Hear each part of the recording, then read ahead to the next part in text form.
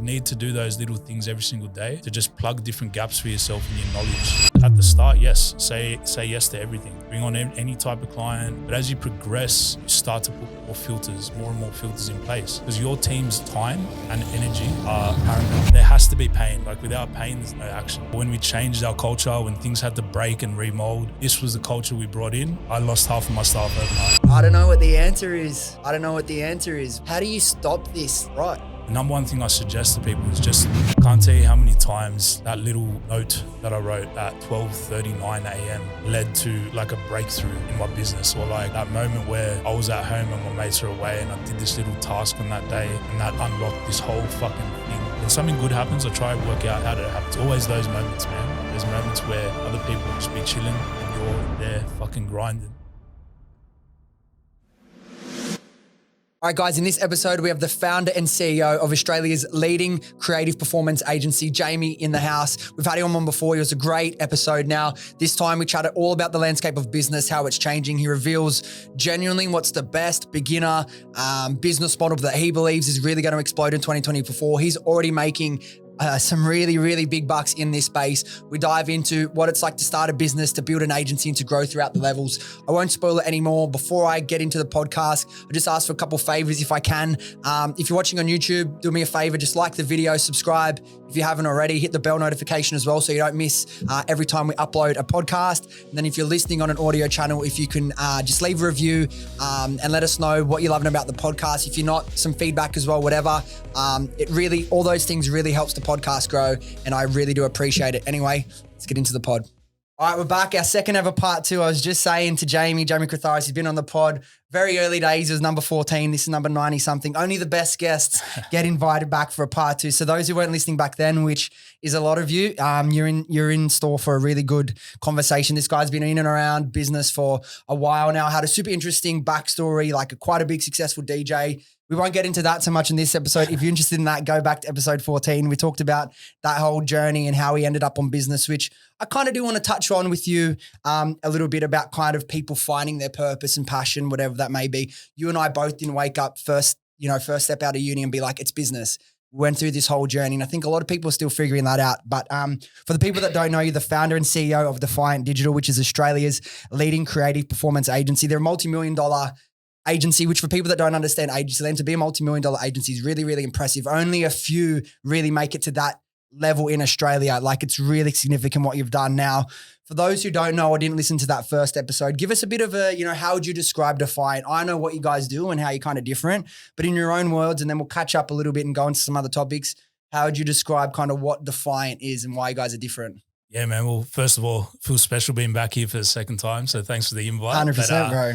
Yeah, man. Basically, Defiant, what we are a creative performance agency. So basically what we do is we blend performance marketing and creative together for brands.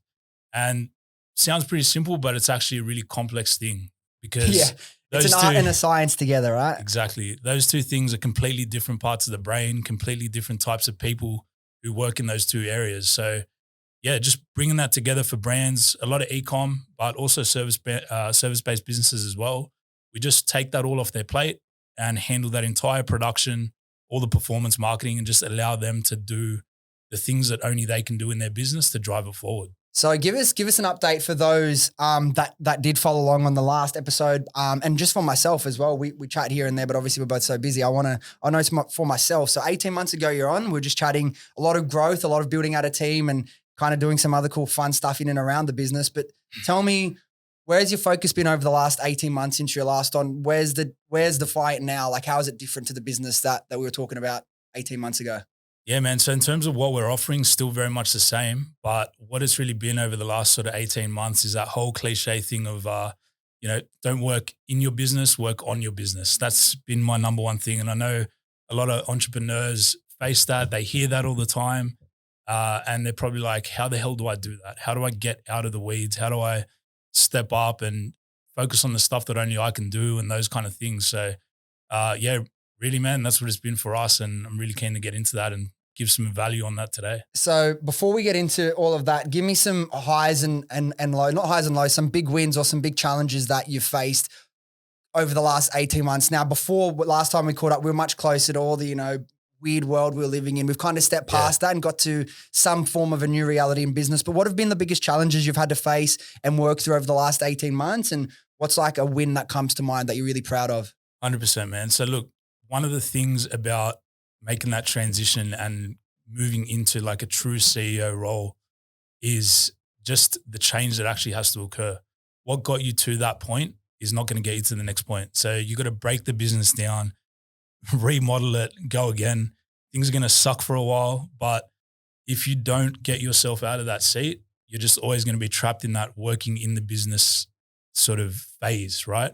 So I would say biggest challenge was actually just going through that phase, switching up the team, raising the bar, lifting the standards in the team. And look, when we did that, there was a lot of people that no longer fit where we were at. It's as simple as that. Not only clients, but also team members. The whole operation had to change to go to that next level. So that was a challenge, but also just an amazing growth journey, man. Learned so much about myself, learned so much about what we need in the business. And I would say, yeah, one of the biggest wins, man, is just getting to a point now where every single day I'm working on things that only I can do. So everything that I was able to outsource, I've truly outsourced that now. And the business is now at a point where I'm focusing on other things as well. We're launching info products, which we'll get into as well, because something that I think is a really good thing for people to hear. But man, it's just the growth and stepping more into that leadership role, which has been a massive. What was the catalyst for that change? Was it a book you read, a podcast you listened to, a conversation with a mentor? What made you have that realization? What made me have that realization was just really clearly mapping out my goals about where I want to be and realizing how far away I was from that in all honesty.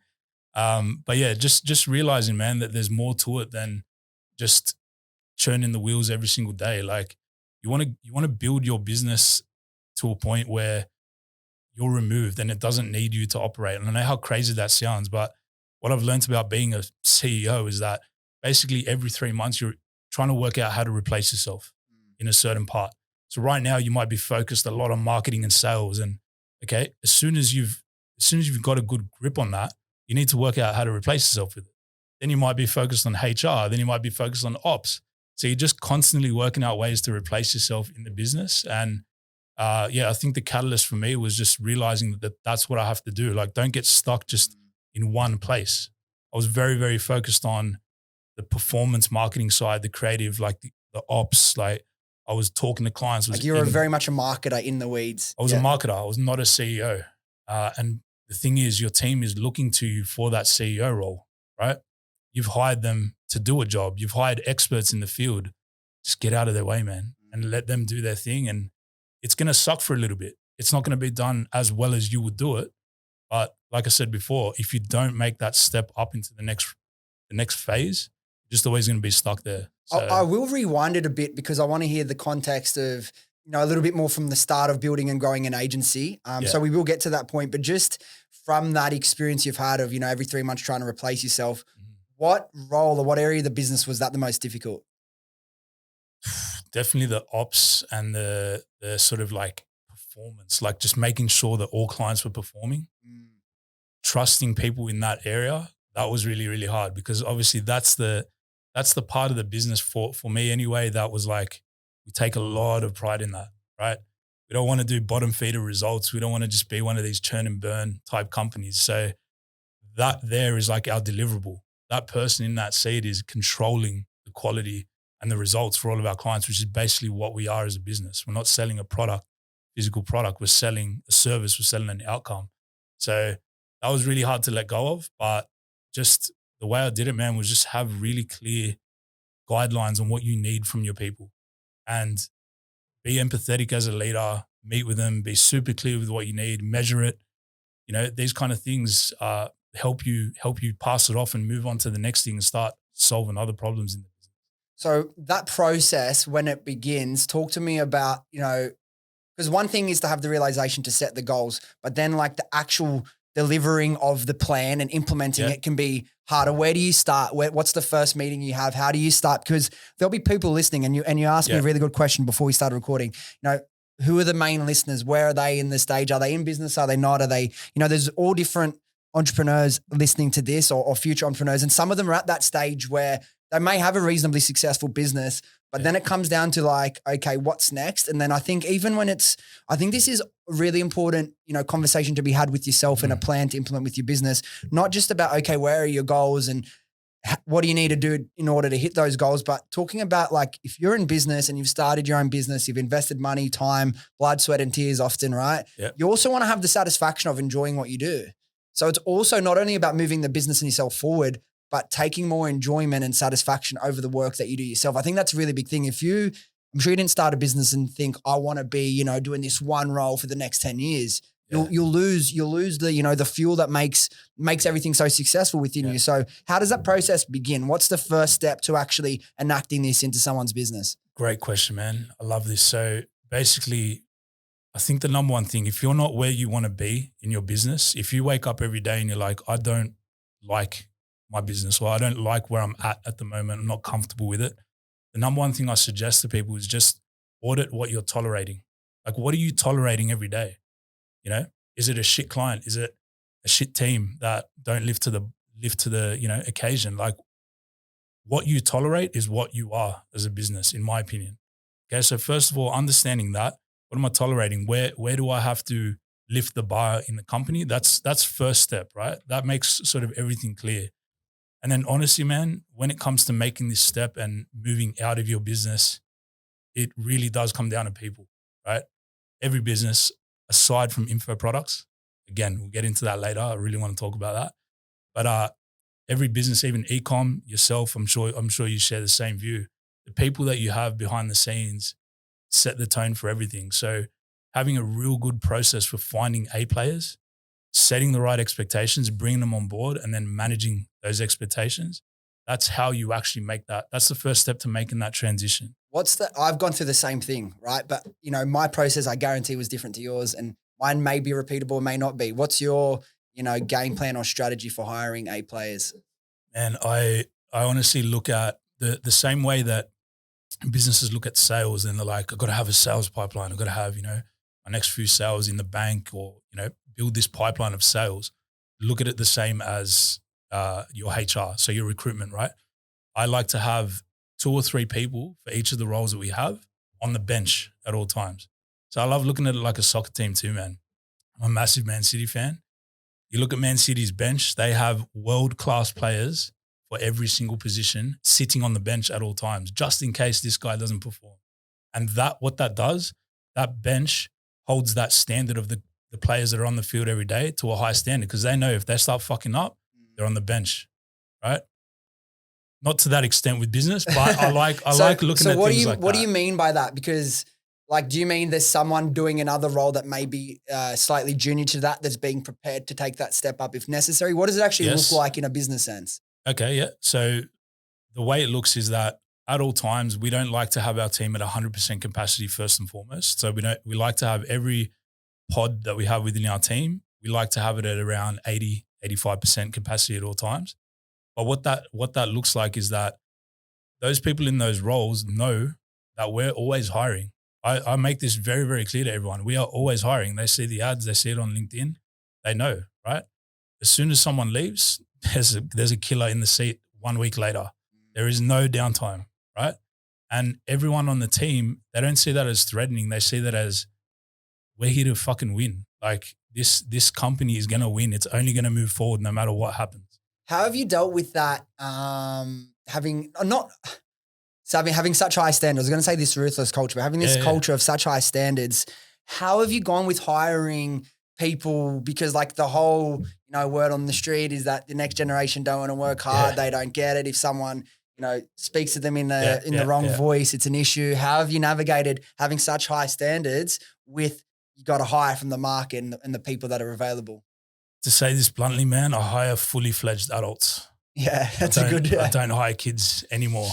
So let's talk about that, man. I've fully fledged adults, man. It's as simple as that. Like I said before, when we changed our culture, when things had to break and remold, this was the culture we brought in. I lost half of my staff overnight. Yeah. Good call though, right? Resignation.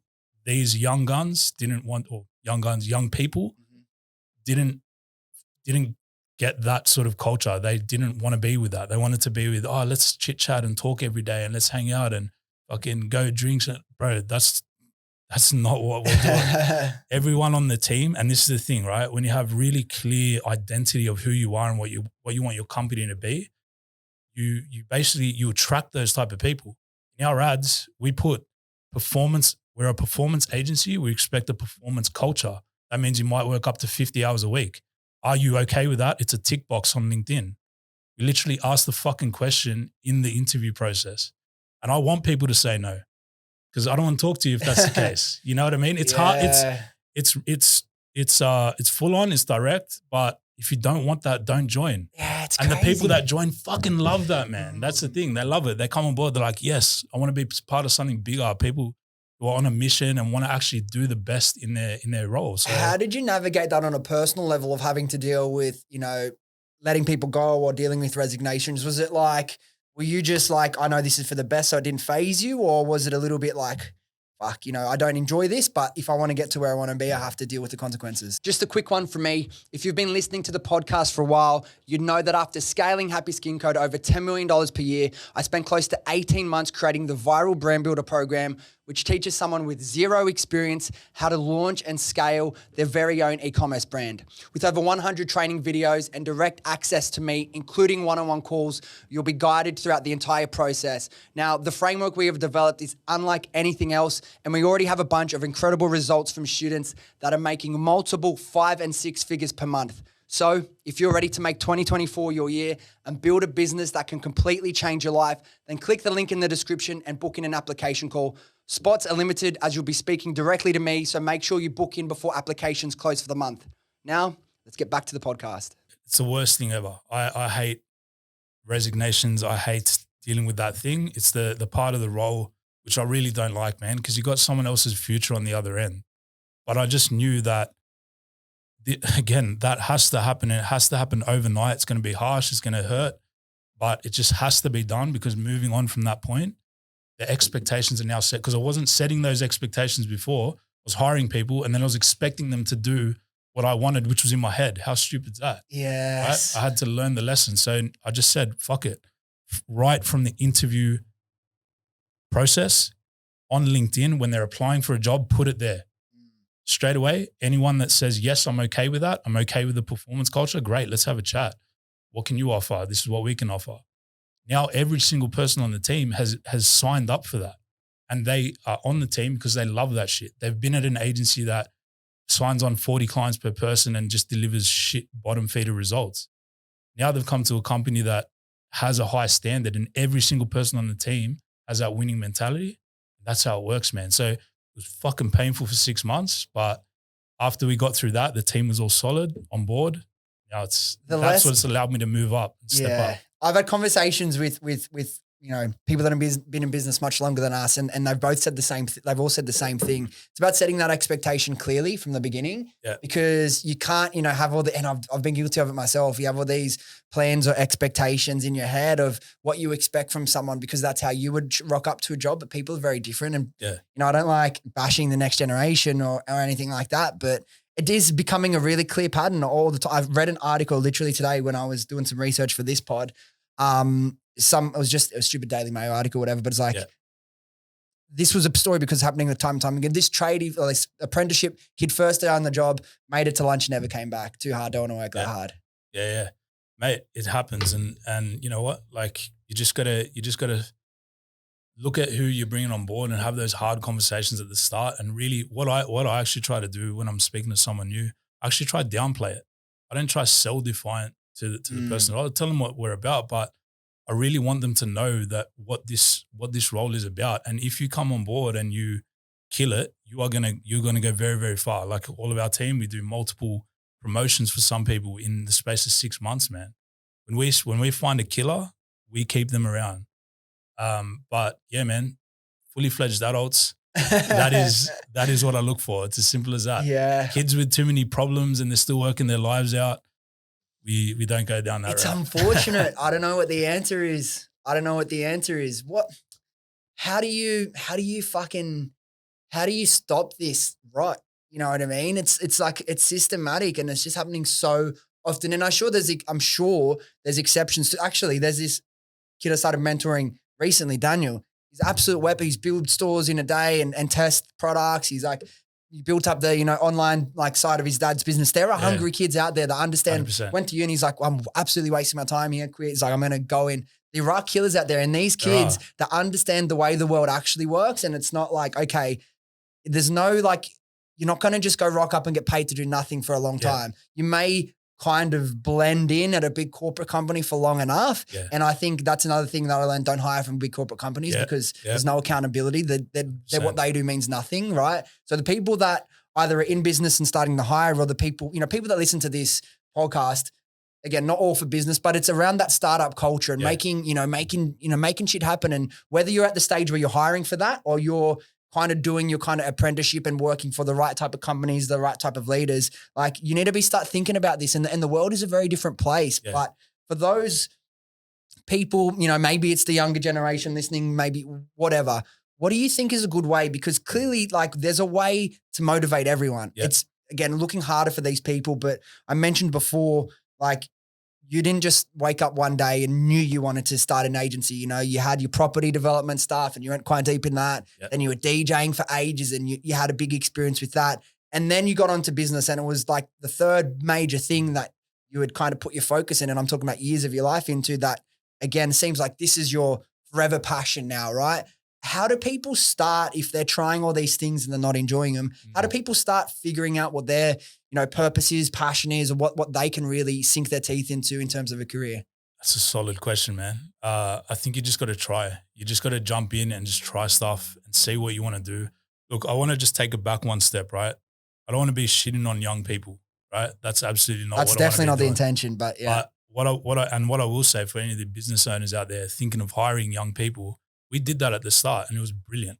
At the start, we had no money. We couldn't pay senior wages. Yeah, we couldn't do that. And also, the other thing was, all of us were kind of junior at the start, so we're all learning off each other. So it was brilliant. What I'm trying to say with this is that there are different phases of a company that require different types of skill sets. And yes, you are right. There are some absolute killers out there that are young. They were with us as well, that stayed with us for a year, learned what they had to learn, and now look at them. They're absolutely slaying it. And as well, what I don't take this if you're someone that's young, you're like, who are these, 30-year-old dickheads, whatever. I get it. I would think the same, but like, don't think of it as a bad thing. Think of it as a massive opportunity for you to stand 100%. Out and succeed. Well, look, back to your point as well, like looking at some of those young people and their journeys, they joined on as an intern, didn't get paid a cent for 3 months, came on, learned everything. Some of them, after that 3 months, went on to become CMOs and now, running brands and scaling through the roof. Others said, hey, this shit isn't for me. And they went down different paths. They did their own businesses. They did all sorts of different things. Some came on and said, this agency shit, yeah, I can do that. Went and started their own agencies, and now they're killing it doing that. So I would say personally, if you're a young person looking to get started or, try something out, don't be afraid to go and work with someone who's doing it at a high level, because that's probably one of the quickest ways that you can learn, other than just doing it yourself and risking your money, funds, time, all of that kind of thing. So it's a tricky conversation, because I 100% understand both sides of the debate as well. Like if I kind of knew what I knew now at like say 16, 17 coming out, like I'd be like, why the fuck would I, spend my life doing work that I hate, being underappreciated, overworked. So I understand that as well. Like, and I think there's some level of awakening to that. But I just think where it gets tricky, and where I think on a big macro level in terms of the way the economy's going and businesses and the world in general, absolutely, by all means, don't settle for something you don't love. Find a way to make what you love a success. Work, like you said, find someone that you can learn off, do online education, whatever it is to get to the point. But I agree, don't go and trade, your soul, your energy for someone that's not going to appreciate that you hate it. But where I think it becomes negative, if too many of the next generation is just like, you know what, this work stuff isn't really for me in terms of all work. I'm not going to find what I'm passionate about, find anything interesting. I'm just going to, wait for my fortnightly, government payments to hit my account. That's where it gets dangerous. So I don't settle for shit work. Try things until you find what you love, but don't stop until you find what you love. Look into info products. Let's talk about that now. We may as well. It's come up. We've got so much more stuff to talk about with agency, but why are you so fascinated with info products? Mate, I've been doing the agency game for a while now. One thing that I absolutely love about it is just seeing different business models, e-commerce, service-based, agency. I've got first-hand experience with that. So many different things that you can do. But one thing that I've realized is that selling information, you're essentially selling thin air. There is no fulfillment. There's no cost of goods sold. If someone's upset, give them a refund. Who gives a shit? Right?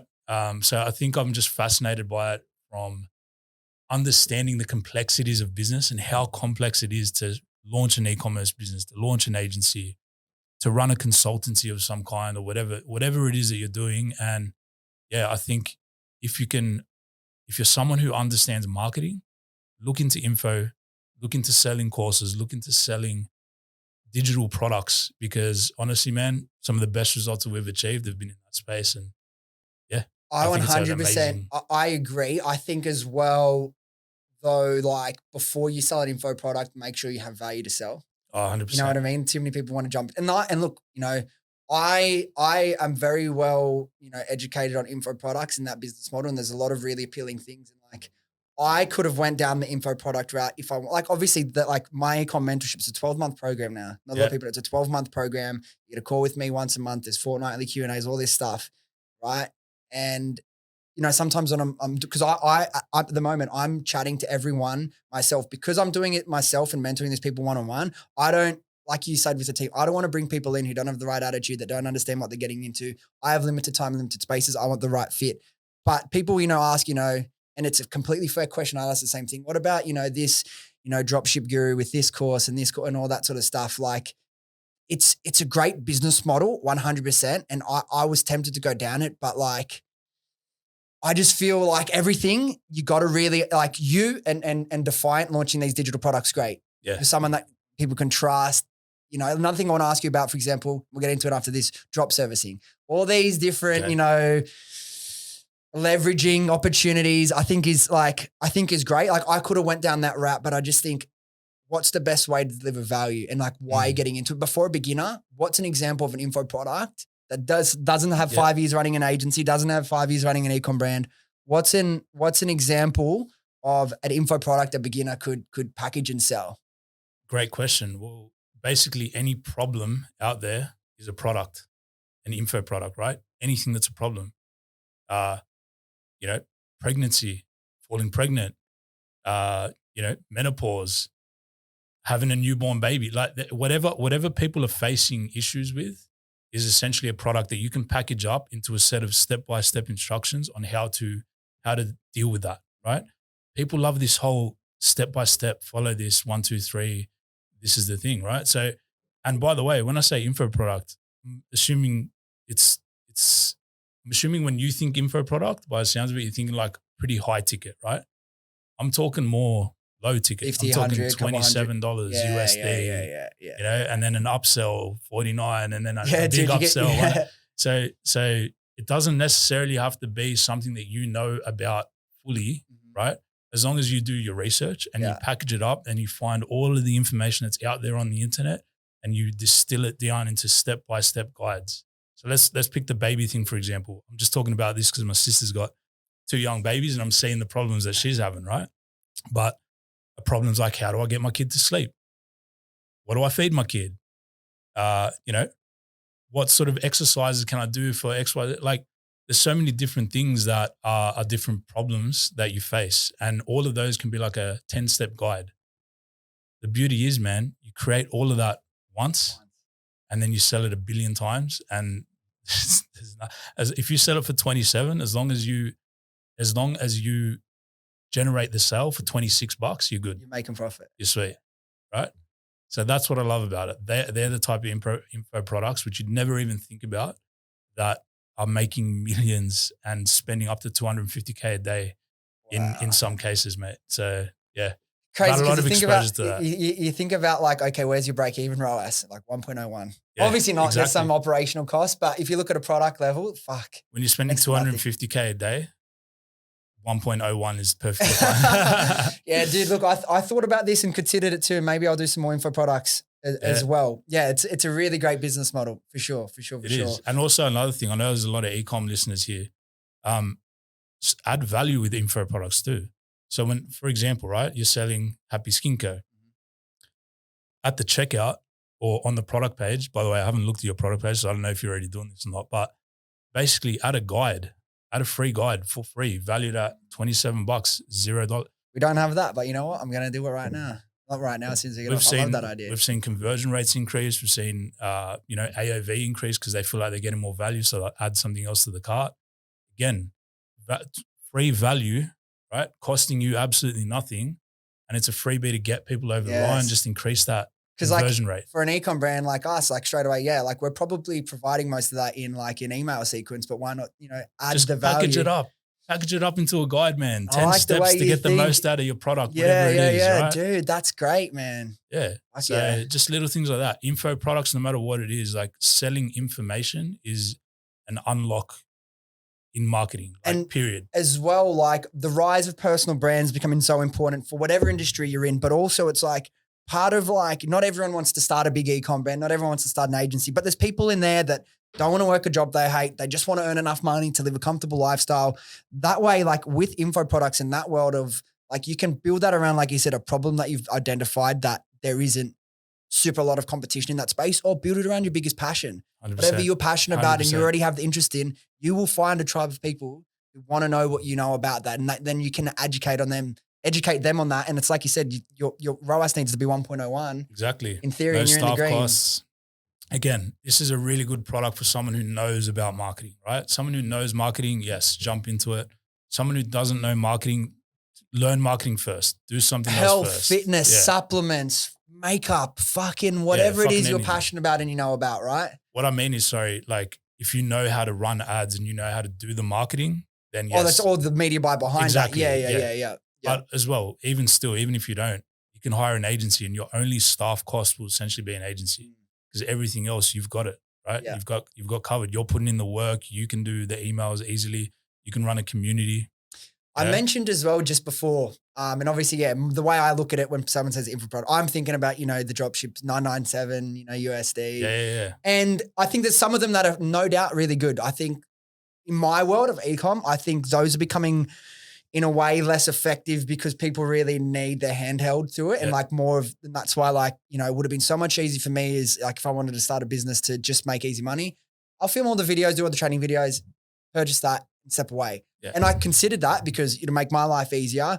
The way I wanted to do it, I'm like, I know I can provide much more value and I'm happy to package it like that. Now I mentioned drop servicing. I don't know if this is a term that you've, heard of in your world, essentially like drop shipping, but for like, do you know dropshipping? Like white labeling, yeah. But for like agency world. So someone builds this, agency website, they'll go do outreach, they'll do run ads, whatever to find clients. Yeah. They'll sign you up. Okay, yep, I do all these things. What interested in? Okay, I want, someone to run like your meta ads and set up like Google Shopping ads for us and stuff. Can you do that? Yeah, sweet. Yeah. Then they go into Fiverr. Fine. So 100%. It's like has that impacted your world? And have you signed clients a little bit, off the back of negative experiences where people had absolutely no idea or they were outsourcing it to who knows where to actually deliver the promise? Look, when we first started, we said yes to absolutely everything.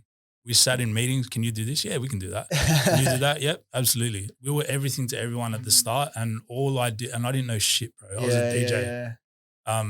But I came into this and I just came in with the mindset of like, just get the money and then work out how to do the fucking service. I don't even care if I don't make a cent. Like get the money from that person, pay that person, watch them how they do it, learn how they do it, and then start doing it for myself. I don't care if I'm making money. I don't even care if I've got to out of pocket this to pay an expert to do it, right? Never went down to like the Fiverr route for some little things, but anything that was proper, I got proper people. Because when was the transition for you to build out and where was the decision made like to build out everything essentially internally within your team? It was very early. It was about 6 months in. Yeah. It was about 6 months in. So, but yeah, I'm glad I did it that way because like I said, I didn't know what I was doing. So paying that expert to do the work and literally I was like a sponge. It was probably so annoying, man. I still talk to a few of them now, but they still like me. So I wasn't too annoying. So that's good. But yeah, man, basically everything that they were doing, how'd you do that? Why'd you do that? what are we doing next? How are we doing this? So I was like the account manager in between the client and the third party. Amazing way to start. If you're starting an agency, 100%. do it, man. Say yes to everything. Don't say no to shit. I see some advice from gurus and out there saying, "Oh, you should niche down and only stick to one niche and only do one thing." I bought a course that was telling me to do that. I didn't do it. Um, I think there's benefits to that. Yeah, obviously you'll move a little bit faster in that particular niche. The shit thing about that is you don't get to learn different things. Like we started doing creative by saying, yeah, we can do creative when we had never done it before, and seeing the clients that we we're doing creative for versus the clients we weren't doing creative for, we're getting killer results with the creative and shit results without the creative. So straight away, that's like, all right, great. We're now a creative performance agency. So if you niche down too hard at the start, I think you're limiting yourself a little bit. Is it going to be harder? 10 times harder. 10 times harder being everything to everyone, but get that experience, find what you're good at, find what you enjoy, and then start building your team internally. I think that's the way to do it. And I think if you are going down that route, I agree. The way you explained it makes a lot of sense. But make sure you are that sponge. Make sure you're not just 100%. okay. Yep, you get the brief sent to them, and you don't. You need to learn it and acquire the skills and the knowledge to be able to understand what you're doing, and then build that into something real long term. Now, something that has changed since we last spoke that's done really, really well. I wanted to ask you about is those cool creative rebranding exercise videos where you'll do like a McDonald's if it was a premium brand. That video just on Instagram over 8 million views. There's KFC ones, M&Ms. Yeah. Talk to me about this. Where did this idea come from? Yeah. And then has there been much, opportunity or interest come off the back of that? I imagine so with those sorts of views. So with that, man, I was just looking at the agency landscape, looking at our, competitors and what are other agencies putting out there on Instagram. And it's all, shots of the team and, case study. We did this, we did that. And just all about me. Like what is our agency doing, right? And I thought, man, I don't really want to talk about that. And second of all, we're a completely remote company. We're 100% remote. So we don't have in-person interactions as often as these guys do. So I had to think outside the box. And I thought, you can either educate people or you can entertain them, right? Or you can make them laugh, like humor, right?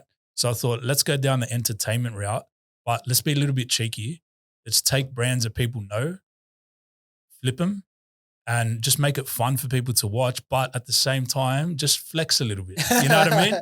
There's definitely a flex in that content. It's pretty high level shit. Just flex the abilities of the team a little bit. And we haven't worked with Macca's or KFC like that, but it's not about that. It's other brands see that we're able to flip a household name into a premium brand, and they want a premium brand. So then they approach us. We start doing some work for them, start doing some creative, and then that leads into longer term things. So that's happening almost every day, man. And in terms of because I want to we spoke a little bit just catching up before we started recording, and I think why this is such a good episode to have you back on again is, like you said, your experience with Defiant and your agency, you work across ecom, but also different verticals within that. But for me in my world, and where I think most people listening that are interested in business, the two most common, I think, routes that people will think to go down, and they're obviously more than two, but is, okay, I want to start an ecom brand. I want to build an agency. Yep. And you've done that in a very successful manner. And obviously I've had heaps of ecom founders on and my own story talking about that. So I think people are starting to get a picture of ecom, but from that, building an agency, you talk about, saying yes from the beginning and building out like that and getting experience. You're happy to pay experts to learn from them. Now, once the business starts to normalize and mature, what's the process for you, Defiant, is in? Because one of the most important things is, acquiring new clients. Yeah. Obviously, retention is going to be important. Like you said, you don't want to be someone that's, dropping out clients, all the time, that churn that, any agency land is should hate, but some I don't think put enough focus on that. What are you doing to acquire new customers? Imagine your organic content strategy like those are going to be getting heaps of inquiries. And for those who don't really know what we're talking about, have a look at Defiant's Instagram and you'll see them. They're fucking sick. But what else are you doing to acquire new clients? What does that look like? What's all the different mechanisms you use? Yeah, man, it's a combination of all. Obviously, organic is really, really good for that. But obviously ads as well. We've got to practice what we preach. So most of the people that come through, they'll see our ads.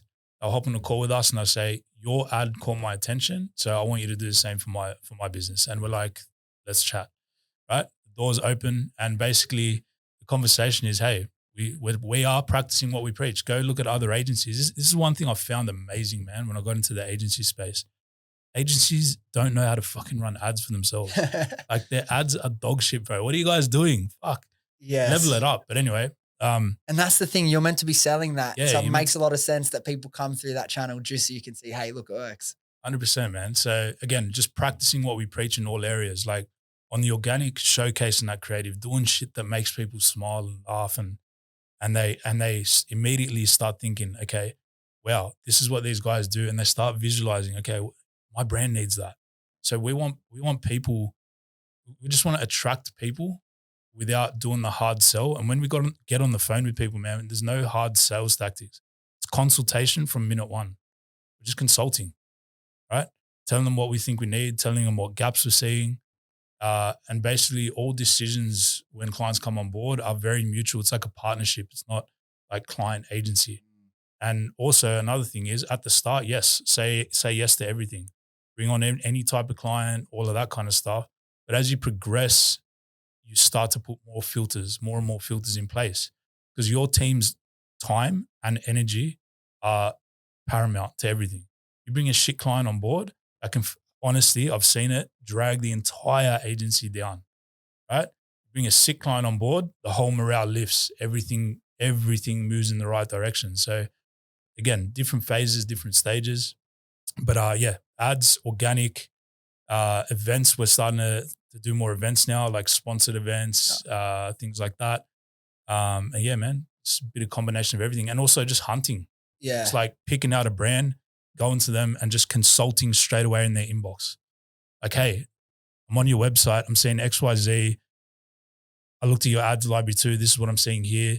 This is what we can do for you. Let's hop on a call. Yeah. And that's stuff anyone can do. Now, in terms of like the really sick pieces that you could, the rebranding videos, maybe from someone at the beginning, maybe that's not attainable for them to do from the beginning, but still, if you can showcase in some cool, it'll make more sense when you've seen the video in some way where you don't have to hard sell from the start. And I think that's really important, that I claim to be any sort of, sales guru, far from it. Like if I'm jumping on a call with someone, it's like 80% of them talking and I'm asking the questions and listening. It's not about pitching and selling. Like that's that's the fastest way to go wrong. Consult, don't sell. Consult, add value. And then it's up to them. They'll decide if they can see it, great. If not, then why waste your time, trying to, and that's the whole thing, like you finding the right people to work with and seeing them as partnerships rather than like a really transactional, One thing I love doing, and it's for agency owners out there, is run a P&L with your client in one of the first calls that you do with them, like a potential client. Yeah. Run a P&L. So say, hey, this is your average cost of your product. This is your COGS. This is everything, and this is the target that you need to hit to break even. This is the target that you need to hit to scale. Are we on the same page? Right? And basically, that just no one else does this shit, bro. I know, because I talk to the brands and every time I talk to someone, they're like, oh my God, like that would be blowing brands. People don't understand the numbers in this world. They don't. I don't know why. I don't know if it's, we don't have to go to uni to start a, e-com brand. So there's maybe a little bit of a lack of formal education, but yeah. People don't understand their numbers, and they also don't understand the hiring an agency, what that entails. Like an agency isn't just going to come in and solve all your problems and magically, you're just going to be a millionaire overnight. It does not work like that. But if you start the relationship off without target setting and expectation setting as a brand or an agency, you're just destined to fail, right? And also another thing is, man, like we've had brands where we've done that calculation and something else has happened in their business. They've spent too much money here. They've spent too much money there. And they turn around to us and they say, hey, we have no money, even though the calculations that we agreed upon are great. So it's not foolproof, but definitely, again, having those conversations at the start and consulting with people, no matter what industry you're in, if you're just consulting with people, you gain that trust immediately. So these skills of like understanding the numbers and where, where our base level, like break-even ROAS is, where our scale targets are, where we can really push. How do you, and then as well as the actual marketing, really understanding the performance marketing, the creative space, how do you go about that skill acquisition as someone who, like you said, you didn't have heaps of experience before you started the agency? Oh man, honestly, just going through the motions and working with bigger and bigger clients that have these expectations of you, and they say, you know, they tell you, hey, this is what I need. And then you're like, shit, I don't have that. Right. Let me go figure that out. A lot of mentors that have helped, just a lot of videos, a lot of training. You just got to be in it, man. You just got to be like anyone that knows me knows that I'm a hermit crab, right? I'm just always at home working, learning. It's just never fucking ending, man. But you need to do those little things every single day to just plug different gaps for yourself in your knowledge set and just, provide more value. People look down on, people becoming obsessed with something, but I think obsession is one of the fastest, routes to success. 100%, man. It's the power of momentum and compounding when you're focusing on one thing or one area. It doesn't have to be one specific thing, but one clear area of life or business or whatever. The compounding results are crazy. I can't tell you how many times like that little note that I wrote at 12:39 a.m. led to like a breakthrough in my business, or like that moment where I was at home and my mates are away and I did this little task on that day and that unlocked this whole fucking thing, this whole like journey. I can't tell you how many times that's happened. And when that has happened, I always look back and I always try to assess like, how did I get, when something good happens, I try to work out how did it happen? And it's always those moments, man. Those moments where other people would just be chilling and you're there fucking grinding, and that, breaks through. You get a breakthrough. It's crazy. Yeah, the small sacrifices that stack up. And like you said, like that might only happen 1 out of every 30, 40 times. Mm-hmm. But the ones that do can be, life-changing, business-changing. Like can really fucking set you on a new path. And that's the thing. It's that classic, that little meme of like the guy digging for diamonds and like he gives up and he's like an inch away. It's the same thing with fucking life. Whatever you want to achieve, you just have to keep, genuinely, it's a cliche for a reason. You keep chipping away, and if you don't give up, you're fucking always one step closer. Yeah. Now, I want to take it back to something you mentioned last time we were on the podcast. You said like, you think deeply and you can't stop thinking. What are you thinking about? What's on your mind? Fuck, I wish I could tell you that one, man. But it's just everything. Like, all the moving parts, especially when you're a CEO, you got so many people looking to you for guidance, what next direction. Hey, can we push this forward? Approval on that. Like, there's just a million things happening day to day, and your mind never sort of really shuts off. Like, I went on a trip for 6 weeks with my missus. I think I did a good job, but still, man, chilling on that beach, like in Mykonos, like sun, like. Were you meant to not be working, or were you? I didn't work, but still my mind was racing, bro.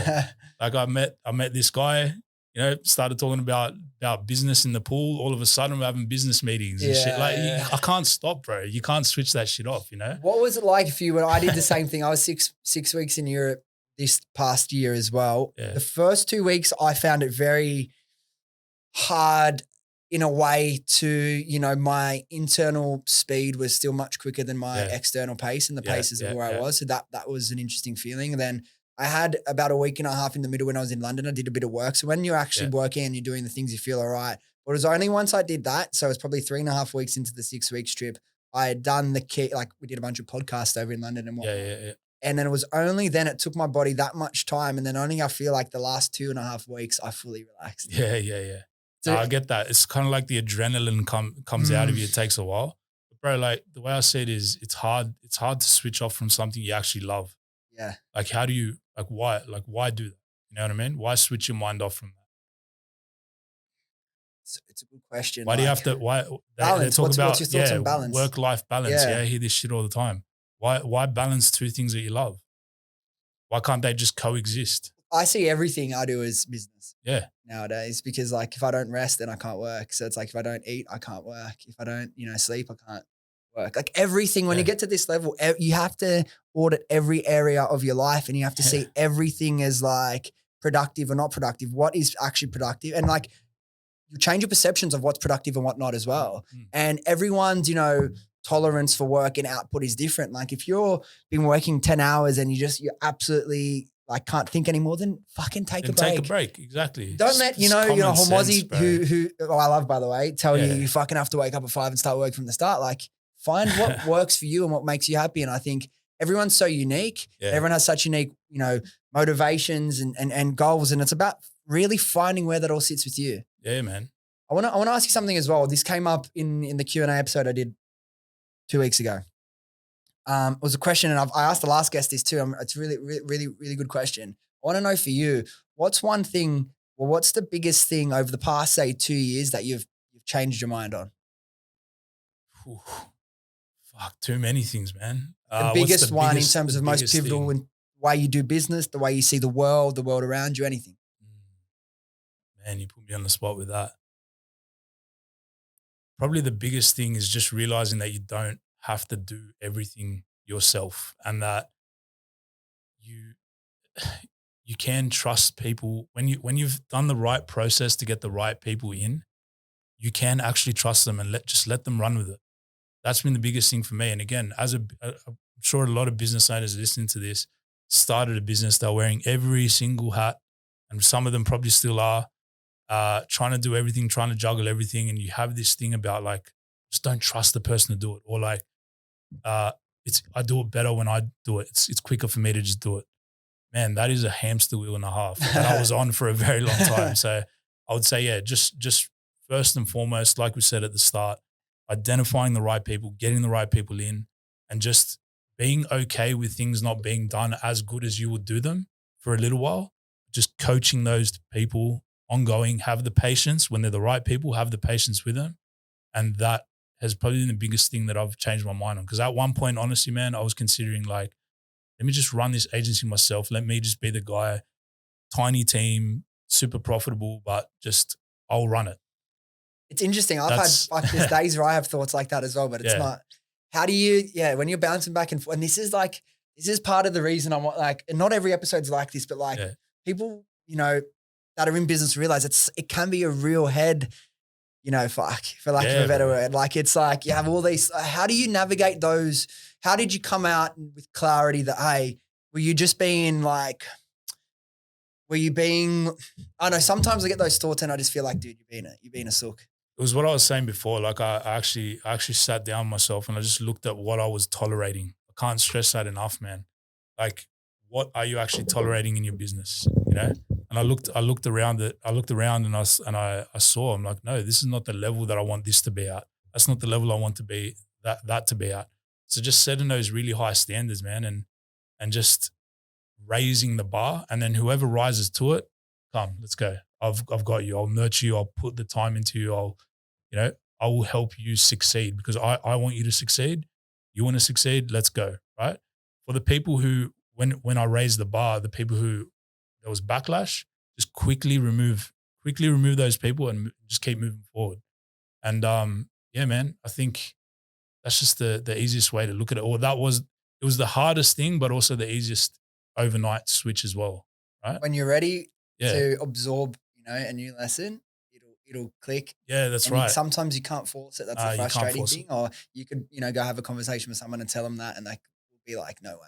There's got to be some pain. I think there has to be pain. Like without pain, there's no action. Right? Yeah, but like the pain of something, like the uncomfortable feeling, is often what it takes for someone to take action on it. Yeah, The trick is, I find, doing it before it gets to that point, and yeah. and seeing the problems coming in the areas of opportunity before it leads to the pain. I think that's a skill that takes many, many, many years in business to fully develop. Now, let me ask you this. You mentioned like you're quite an all in or nothing kind of guy, pretty extreme when you're in something you're in. Now, there's been a lot of, weird and, potentially, I don't know, derailing or scary events happening around the world. Like, has it been hard for you at all to ignore some of that macroeconomic or political, geopolitical things going on right now, or is Look, it not man. something you think about? Obviously, it's something I try not to look at too much because I can't control it. Yeah. So what's the point? What's the point in me putting energy into something that I have zero control over? All I know and the way I sort of run my life, man, is just whoever's in my circle and whoever I come across, try to be the best person I possibly can. That's what I can control. I can't control what's All going on these in the kind, world, yeah, man. yeah, So yeah. look, I have 100% empathy for all the stuff that's happening around the world. And yeah, man, I pray that it gets better and that there's solutions to it. But aside from that, man, I feel a little bit helpless, to be honest with you. So I just try to pull my head down and focus on the stuff that I can control. I know it gets to me at times as well because it's like you feel like my answer was the same thing. You said it from the start, focus on what you control. The world around you is what you really can impact. And it's like you may have, views on certain things that are happening. And it's like to really make a difference, I feel like I would have to, okay, you either do you want to dedicate your life to that? Yeah. If not, then you have to move on and insulate yourself from that stuff to really get where you want to be in life. Because again, most of the time, like anyone, like you blow things out of proportion, things seem so much worse when you're thinking about it in your head. Focus on what you can control, set a plan around you and your life and your bubble. Yeah. And I think that's the best way, but it's just crazy. I really wanted to get your thoughts on that. Now, in terms of back on the business, we were chatting 18 months ago. You guys were pretty early on the AI and AR stuff. Now that's become just in 18 months, so much more widely adopted. Talk to me about how that has, developed in your world and with Defiant since then. 100%, man. Again, that was a big change. That was, I think, something that a lot of businesses looked at and they were like a bit scared, or even employees. Actually, I remember when ChatGPT started coming out and all these AI tools, and I was introducing the team to them, and I was seeing a bit of like, shit, is this going to take my job?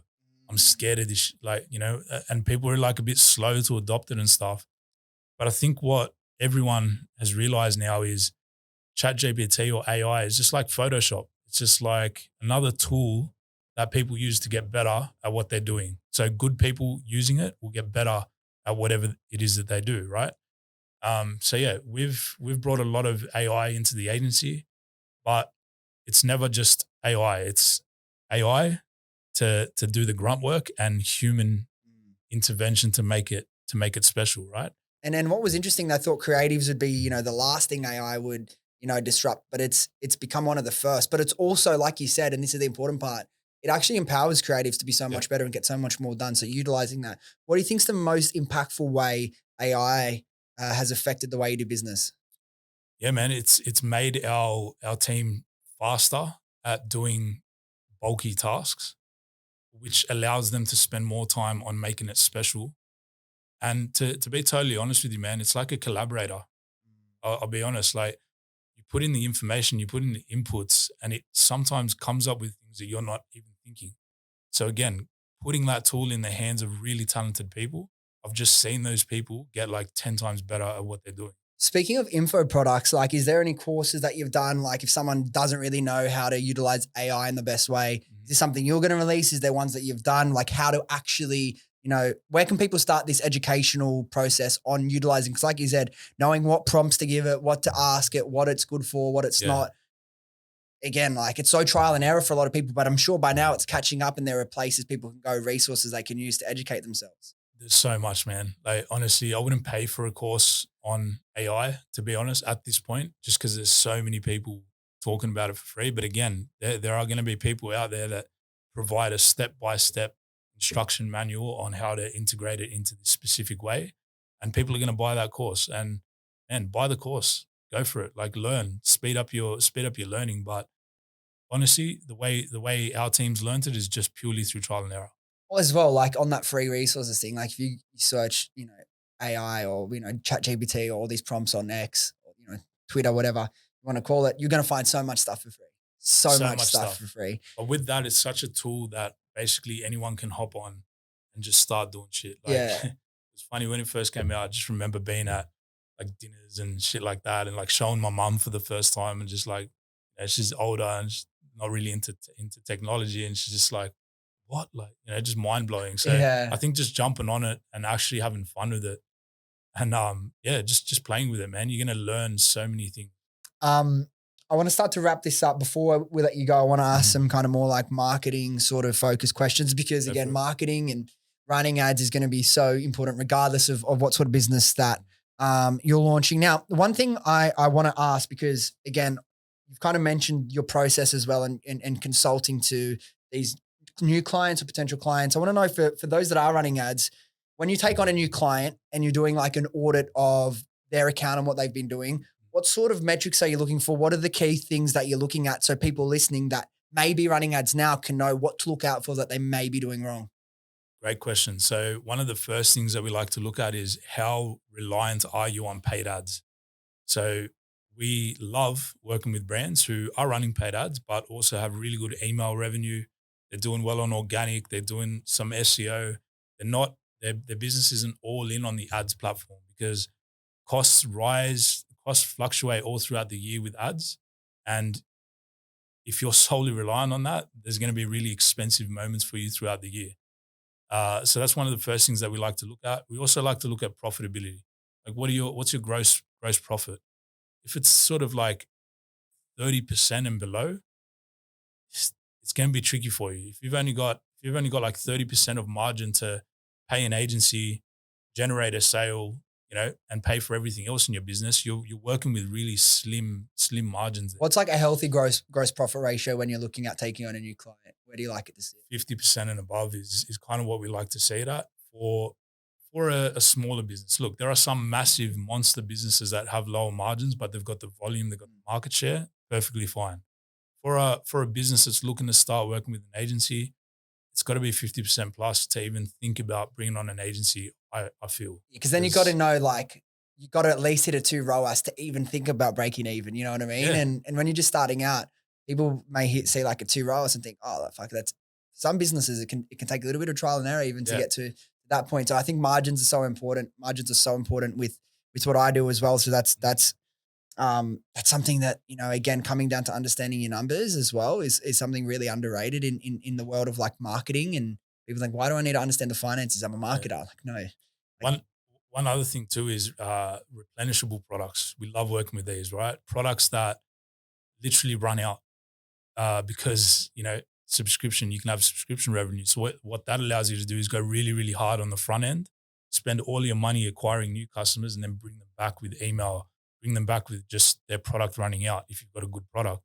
So yeah, replenishable products, I really highly suggest any e-com business to look into something that is replenishable. Otherwise, you're going to sort of be trapped in this constant new production of products, new product ranges all the time. And that, I know that's expensive. You probably know way too much about that. Yes, I definitely. Again, I think one of the ideals is if you can have a product with the high initial AOV for that first sale with like some replenishment that's attached to it. I think that's probably the ideal sweet spot because with consumables, sometimes they're great and long term they're a really, really, really great business model. If we're talking about exits as well, you're going to get a really great multiple. But that being said, obviously you're playing the LTV game. So a lot of the time you're lucky to break even on the first sale, depending on the business and the product. And it's all about, I've seen many businesses that have ended up being very successful with quite experienced entrepreneurs, taking 6 months to get profitable. And so many people, if they're a beginner, are going to give up in that time. So just making sure if you go into that kind of world, just set up with the expectations that you're not looking to make heaps of profit month one.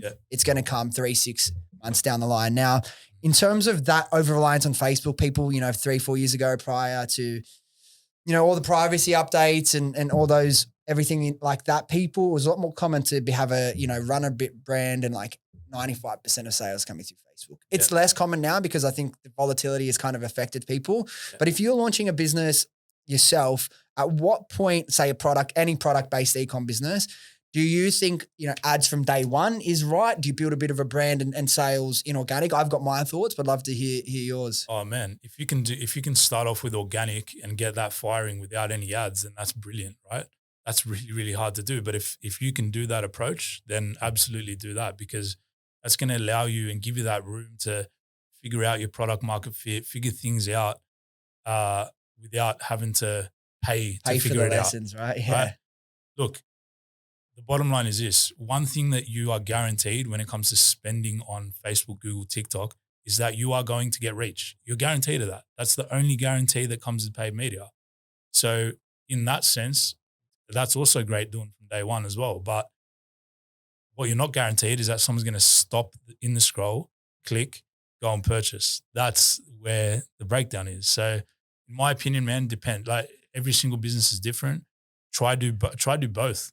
Try do everything well from day one. But if you can, crack organic as soon as you can, because it's going to give you that fuel to spend and get more reach and reach new people and do that. 100%. I think for beginners, organic has to be a massive pillar now, unless.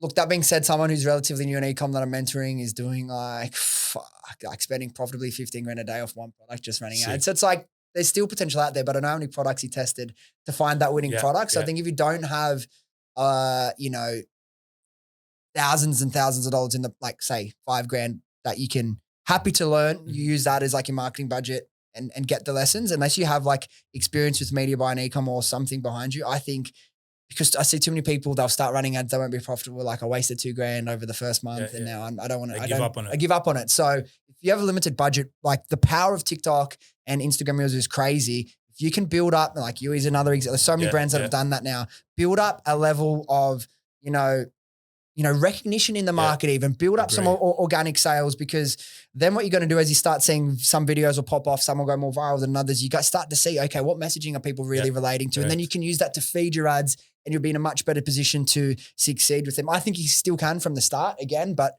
it's a very trial and error period at the beginning. So you need to have some, you know, resources to be able to potentially, you know, some people are profitable from day one. It may take you a month or two to get to that point for some businesses. So I think that's important. The other thing is quickly on that, what you said is really important, right? So taking that approach, especially if your funds are low at the start, take that approach. Just use your phone, create. It doesn't have to be high quality, nothing like that. Like you were saying before, document things, right? Start putting out your content and look at what really pops off. And then if it pops off on organic, it's going to work in your ads 9 times out of 10. So that just helps you kind of do all that split testing thing before you spend a cent on ads.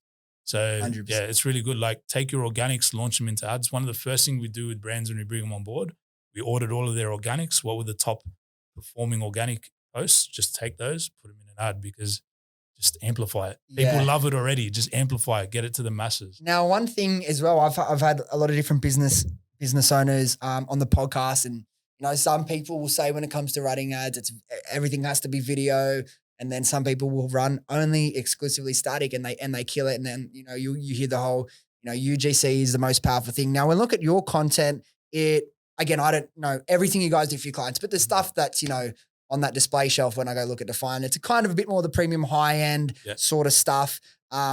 Versus like the really raw film on someone's iPhone UGC. What do you think of the roles for the two different types of contents? And is there different businesses or niches that you recommend one over the other? Man, we do. So if you look on our website, we've got all of our polished stuff, and then we've got a category called ugly ads, right? This is literally like, that's your product there, post-it note next to it with a hook on it. Yeah. Right. The simple answer to your question is basically everything. Like, having a whole range of different creatives in your funnel is what you actually need, or is what we see works best, right? Because the little post-it note thing next to the product is weird, wacky, draws that person in. It's got their exact problem on that post-it note, draws them into your brand. They click on your website, they go have a look. They go back to Meta the next day, they see a really polished, beautiful, professional thing. That just psychologically puts that little trust element. Okay, this brand's actually serious. They see UGC of the person giving a testimonial the next day, you know, so the different types of content pillars all sort of work hand in hand to create that story for brands. And if you look at the biggest brands, again, some of the brands we look at that are spending 250, 200K a day, they have a wide variety. Like, everything is in there: carousels, GIFs, statics, videos, absolutely everything. And the thing is, you need a test to find out what's going to perform for you and what's not. And, you know, some businesses may have one or two types of content that, you know, take 90% of the budget, but you still need at least, you know, to allocate a percentage of that to test to find new winners. Or it's going to come a day with that, you know, one ad that you can take to the bank all day doesn't work anymore. And then what are you going to do if you're too over reliant on that one thing? Last question before we send you on your way, in terms of the marketing stuff. Now, SEO, you mentioned. SEO is kind of like, you know, in terms of the e-com world, it's like this forgotten thing that most people don't want to spend too much time in. I think obviously ChatGPT and AI is a great tool for that, can do a lot of the heavy lifting for you. But what do you think in terms of when is that, and when should businesses, like, you know what it's like to start a business and you're doing everything from the start. Obviously, if you're starting any sort of product-based business, you need to be, you know, your organic and your paid media is where your focus really should be. That's where you're going to get the most bang for your buck. No one's going to start a business. I'm just going to do SEO from day one. And, you know, it's going to, next week I'm going to be killing it. At what point do you find with the clients you're working with, or even just conversations that you have with them about their journey, where does SEO become really important, do you think, for a brand? Yeah, look, when you've cracked your paid and organic channels, then obviously you've got the profit to actually invest into that. But To be honest with you, the best time to start SEO was 2 years ago. And the next best time is today, right? Yeah. It's that classic thing of like the sooner you start with it, the better, because it's a long thing. It's a long game, right? Paid media is a short game. You spend money, you're in front of people. SEO takes time. There's also competition. It's not only time, it's you're spending the time, but so are your competitors. So it's a long game, but I like to look at SEO as like real estate. So when you never own those positions, but if you're really strong and you're dominating those positions, you kind of like you've got real estate in the middle of the city with foot traffic all day. You've got that foot exposure. If you're on page 3, page 2, even page 3, 4, you're in the back alley somewhere with no exposure, out in the West. Do you think it's easier to rank now with the help of, AI, or was it easier, say, 4 years ago before ChatGPT was I around? think it was easier 4 years ago, man. Is it less competition, or what do you put it down Less to? competition, yeah, less AI, making really good content. Yeah, it was definitely it's SEO gets harder and harder. Same as paid media, man. Paid media. For sure. If you remember Yeah. when you started, you could slap up basically anything, run some ads, and you get a 10 ROAS, right? Yeah. It's getting harder and harder, and it's really separating the people that know their shit from the people who are just fake. And in my opinion, man, I think that's a good thing.